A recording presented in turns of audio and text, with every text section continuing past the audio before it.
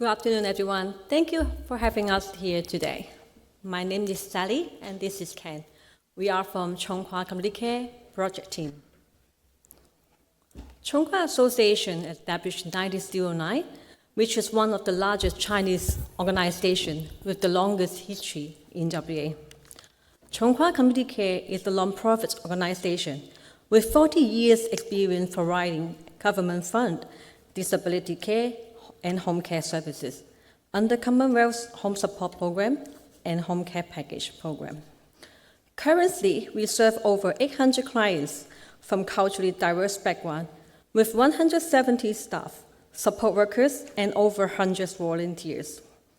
We all come from different cultural backgrounds and speak over 20 different types of languages and dialects. We are dedicated in maintaining and improving the quality of life for migrants and make Australia as their home. Before we talk about culturally and linguistically diverse background family carers, let's have a look at the diverse landscape in Australia. As of June 2023, we reached a significant milestone. There is 8.2 million people were born overseas, which is around 30% of our population in Australia. Among other states, WA actually has the highest percentage of multicultural populations. According to the latest data, there is around 32.2% Western Australian were born overseas, which exceeds the national average of 28%. Among other age groups, senior over 65 years old group has the highest growth of 24%, and 3 in 5 of them spoke a language other than English at home. This demographic highlights the cultural fabric that contribute to a vibrant and dramatic characters of a multicultural community in WA. How about our carers? In WA, there are around 320,000 family carers. The mean age of these carers are 58 years old. Almost 43,000 Western Australian carers are aged over 65 years old and above. Estimate nearly 30% of the family carers are from culturally diverse backgrounds. This emphasizes the need of culturally sensitive care services, especially for culturally diverse senior carers. Therefore, we need to work together and work with the carers. And it is important to note that these numbers are only based on the identified carers, as there are many hidden carers under this number. In our organization, this multicultural demographic is fully reflected in our clientele. I am now past the time to Ken to give you more insight. Okay, thank you, Sally.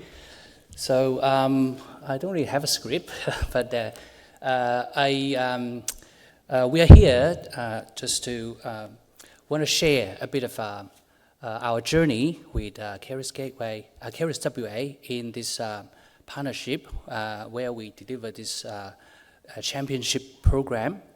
I just want to share our experience in how through this lovely program we are able to support many of our culturally and linguistically diverse carers.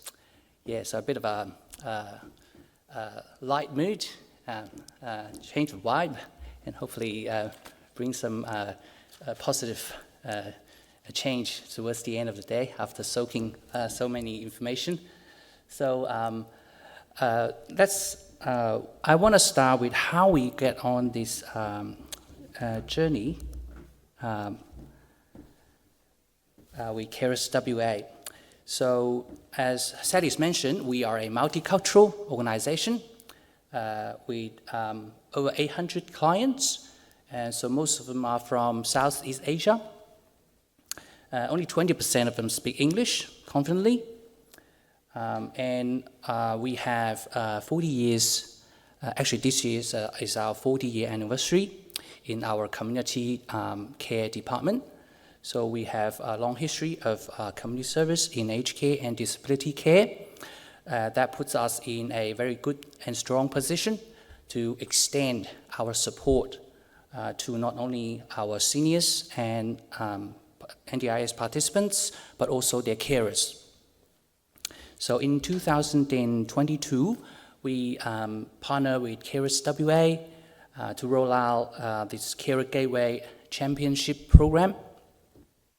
So I'm sure everyone here knows about Carer Gateway, right? It's a national program, but our role is to promote this program in the COLD community. A lot of our community members don't know about this program. So our job is to engage with them and identify the carers and support them to access services from Carer Gateway and beyond. So that's a rough timeline of our involvement in the program.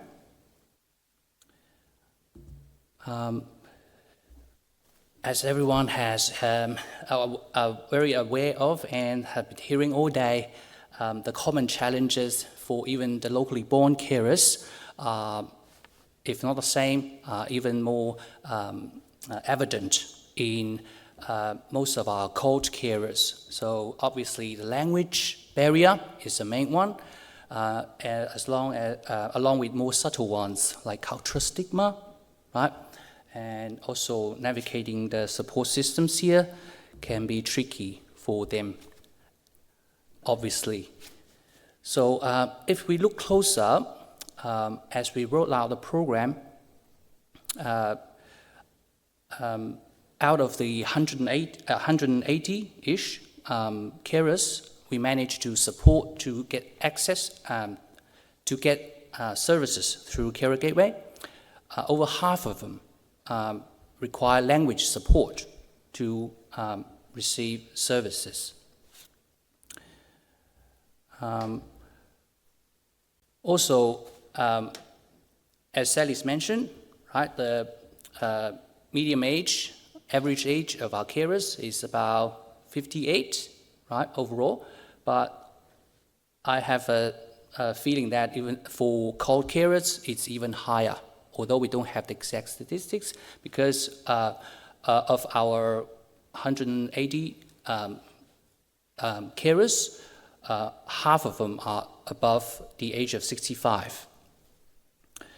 And with that, it comes with often a set with deeply rooted cultural values, and some of those are not always helpful in helping them to access support. And also some of them come from traumatic experience back in their home country and have this mistrust or fear of authority, which is also not uncommon. And also many of them are migrants as well and on a visa, so chances are they may have some restrictions on their visa, which we will create additional challenges for them. So in facing these challenges, as we roll out the program, we adopted this what we call holding hand approach. So it's just simply reaching out, right? Because they don't speak the language, we can't expect them to, like most of the locally born carers, to refer themselves, just call in the 1-800 hotline to register and do assessment. Because a lot of them, like I said, don't even know about the service, let alone having the courage or the language skill to reach out for support. They don't even know about the program, sorry. And also, we emphasize building trust with them as the stepstone before going to the next step. And once we engage with them, we adopt a personalized approach. So in practice, we develop multilingual flyers, resources to promote through our media channels, our radio station, our YouTube channel, our WeChat, Facebook, and also our local newspaper. Anything we can get our hands on, we just bombard them with the message, right? And we grab any community engagement opportunities that are within our capacity, like expos, information session, community events, activities, just to push this, trying to push this cultural change, the recognition of their carers. They are entitled to support. There are help out there. And also at a organizational level, we have this training system where we've embedded cultural sensitivity and cultural competence training for our whole workforce so that they can identify carers and also refer them on to us. Also, once we engage with the carers, right, and develop a trust with them, we also work with their family. Because often the family can, due to the cultural difference, can often view having external care as a stigma or quite reluctant to receive help. So we try to work with them as well to develop a supportive environment. So our strategy has proven to be effective as we see our engagement number of carers increase over time as the program rolls on. And we would like to see our work as building a bridge between the Gateway program and the carers so that they can have the resources, the help they need to access support through us. So to put what I've just said into a bit of perspective, I would like to share a quick case study. The reason why we choose this case study is it has a few twists and a slightly more complex, right? Which brings out a lot of the common challenges that are shared amongst other called carers. So we have this lovely couple, let's call them Akiko and David, to protect their privacy, right? So Akiko is a Japanese lady married to David for more than 20 years. Akiko is in her 70s, David in his 80s. And they're both living in Australia on a retirement visa. So although they've enjoyed a few years of good life here, good retirement life, things became a bit difficult and tricky for them as David was diagnosed of dementia a few years ago. And over the past few years, slightly deteriorated into a state where he relies on Akiko for most of the care he needs every day. So as the medical expense, living expense creep up, and their visa restriction limiting their access to Medicare and social welfare payment, Akiko also started to work as a part-time school cleaner, right, in her 70s to support themselves financially. Not only that, Akiko used to be a Japanese businesswoman owning her small business, but she sacrificed everything and moved in with David to live overseas for all these years. But she still have family, right, extended family back home, and still have a close relationship with them. So recently, one of her family members passed away, then she has to make this hasty trip back to Japan to arrange funeral and other family affair. And due to the urgency of the matter, and also her lack of awareness of other supports are available out there for her, like Carer Gateway, Respite, the aged care system here. Again, due to the language barrier and also the complexity of the system, she thought her only way out is to find support through the David's only sister living in Australia from her. So she make a hasty decision to make a hasty arrangement with the sister to put David temporarily in her care during which is expected for a short trip back to Japan. And also in her culture, right, caring for a family is a natural duty. So she didn't make a thorough financial arrangement, right, or put down a large sum of money for her sister-in-law to pay for David's care. So after an unexpected delay of her trip back to Australia, David's sister decided that it's no longer viable or suitable for her to look after David. And for her to release herself from David's care, she then lodged a claim with SAT, the State Administrative Tribunal, to revoke Akiko's enduring power of attorney and guardianship, and then appointed David a public guardian, and then put David's care duty into the public guardianship. And as you can imagine, right, shortly after, when Akiko came back from Japan, she was in such a shock and desperate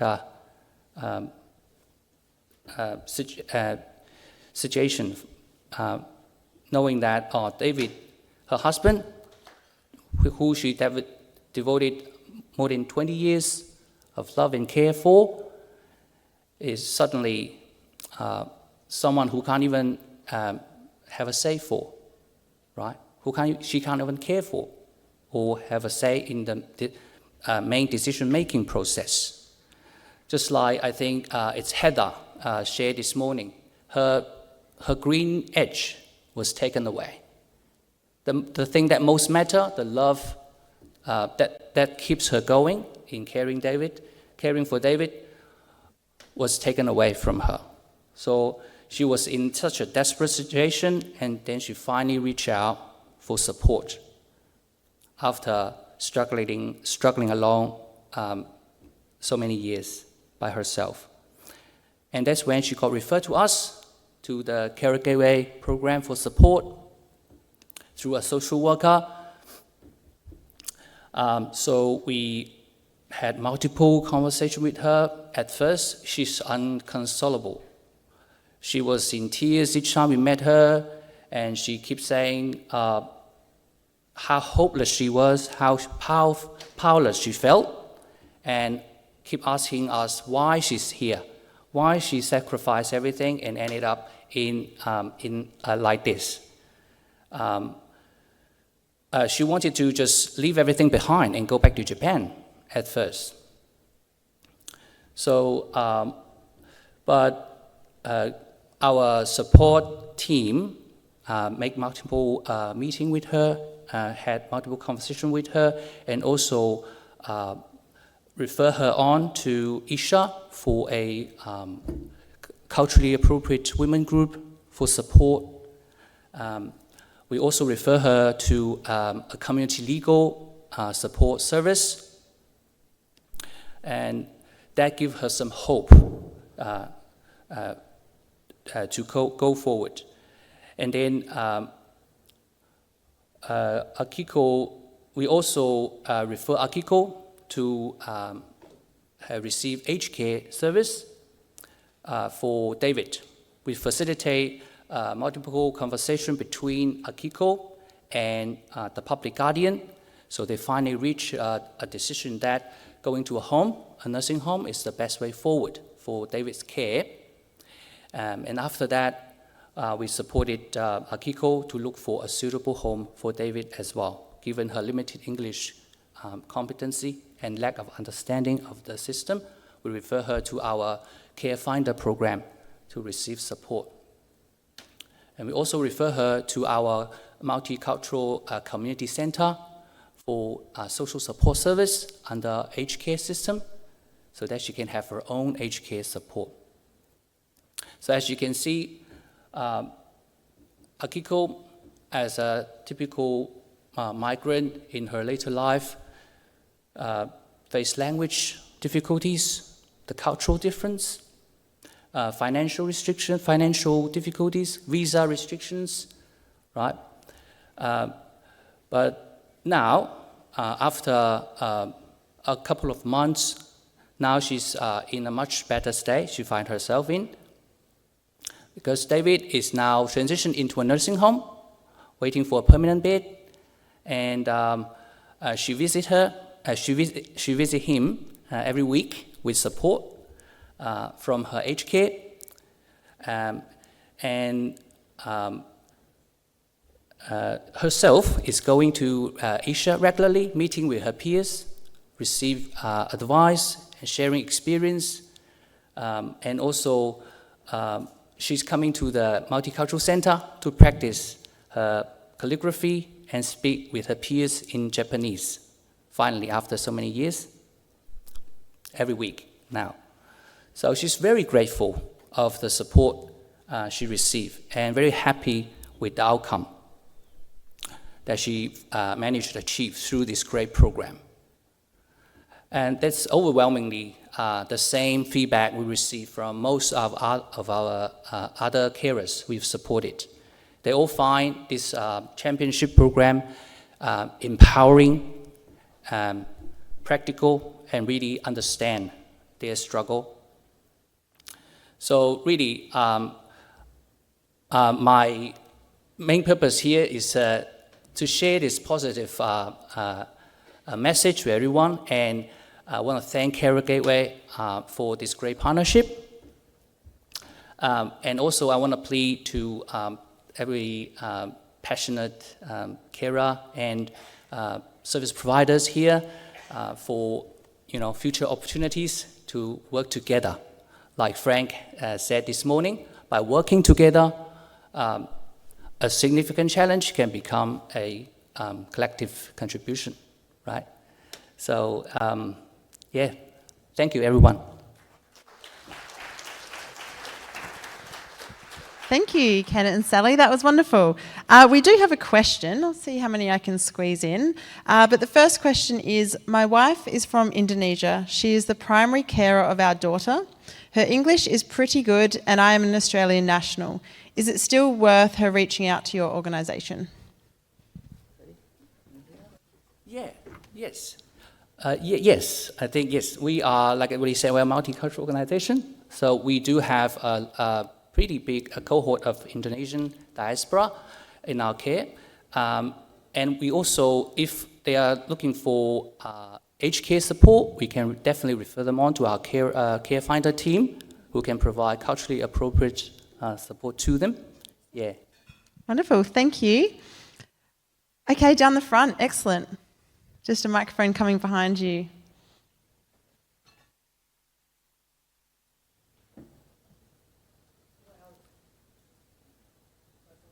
Okay.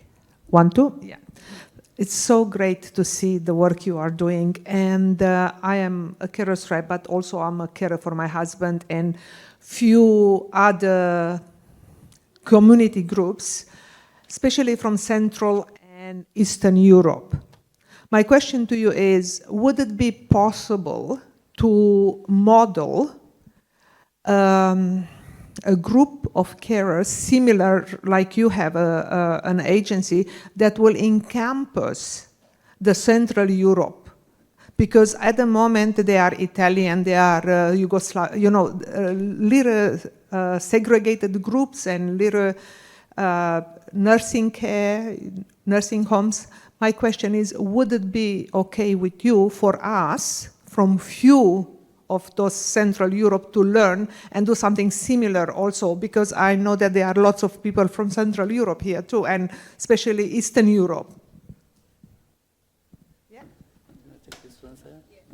So we copy you. Are we allowed to copy you? We're humbled. I think, yeah, just so you know that my supervisor is sitting, listening in as well. I think, yeah, she's raised her hand. I think she's in a better position to answer that question if you don't mind. Oh, yeah. can we bring the microphone to Amar, please? Amma, yes, please. Thank you. Hi, I just wanted to say that we do have a Carl Carer Support Group, which is our own initiative now that the Carer Gateway funding is not continued for the particular program. But we are always open to assisting anybody. So we do not mind copying. We actually support people to share ideas and contribute wherever we can. Your carers may well be able to fit within our organization, or we can refer you and support you to get support from other organizations like Italo-Australian Welfare. Yes, many of the carers do decide, or many older people do decide that they want to be together despite the fact that we may not have a language group. We do have other languages apart from the Asian languages as well. So we do have a group which meets on Mondays, Spanish group, which they don't necessarily all come from Mexico or different regions they come, but they bond together, they have friends together, and they still wish to remain together. So we would support that. So I think the answer would be that yes, a conversation can decide how we can support you. Thank you. So we also, just a little bit more, we also partnership with other community leaders, actually. So recently we partnership with Filipino Club, and then we actually bring this model out as well. So we would like to support other groups to develop their social support group, and this is so important for our carers, for our seniors, to come together to share their joy, happiness, or tears. So yeah, so if we happy for everyone really to develop it, we hope to help everyone, and we should work together. Thank you. Excellent. Thank you. Thank you.